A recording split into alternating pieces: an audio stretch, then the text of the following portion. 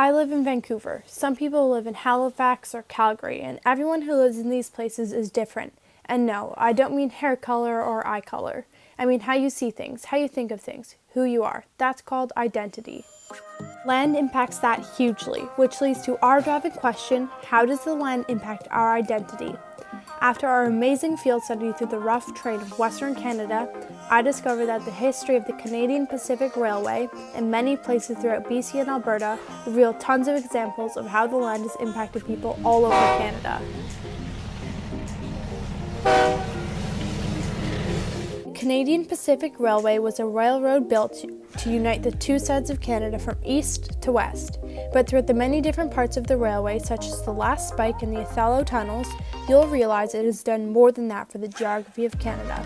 We'll be focusing on the western side, BC and Alberta, where they had to blow through the Rockies, making it extremely difficult and leading to an even more interesting story. The CPR has been a huge impact on Canadians' identity for many reasons, so let's look at a few. The driving of the last railway spike was an extremely important historical event. The men who were involved built the world's longest railway at the time, from one side of Canada to the other. So when the dignitaries nailed the last spike into the ground, it was a proud moment for most. These men probably grew a huge respect for the power of nature and land, something they may not have had before. But after blowing through the mountains or building huge trestles over rivers, how could you not? Craigellachie will forever have changed the lives of these men. It was a finish line for them. This is Rogers Pass!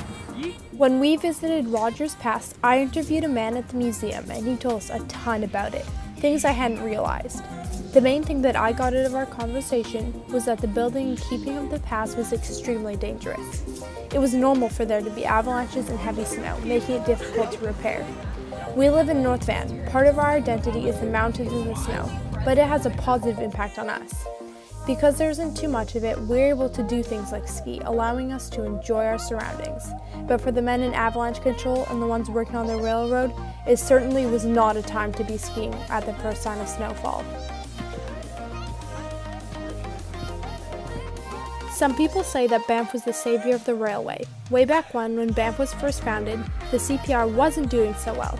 But one day, people discovered the Banff Hot Springs and it became famous for its beautiful scenery and spas, bringing tons of tourism and making it a well-known tourist town even today. This is a huge impact on people's identity. Living in Banff with all of these tourists, you'd have to be a very social person, willing to give directions and help people out from cultures all over the world. This is another way the geography of Banff has impacted a woman from Calgary.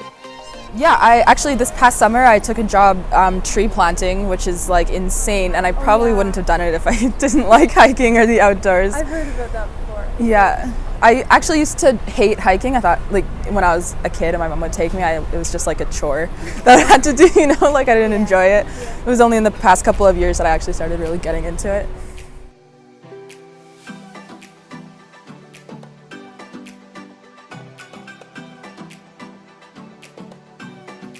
The Othello tunnels used to be part of the Kettle Valley Railroad, which was a spur line off of the CPR. The Kettle Valley Railway was built for people in southern BC that had valuable minerals as well. It was used for many years, but was extremely dangerous. As well as dangerous, it was also very expensive to maintain, so they decided to take it out. The Kettle Valley Railroad and the Othello tunnels changed how goods were transported on the western side of Canada, giving tons of people jobs and the ability to travel to other parts of Canada, impacting people greatly when it shut down.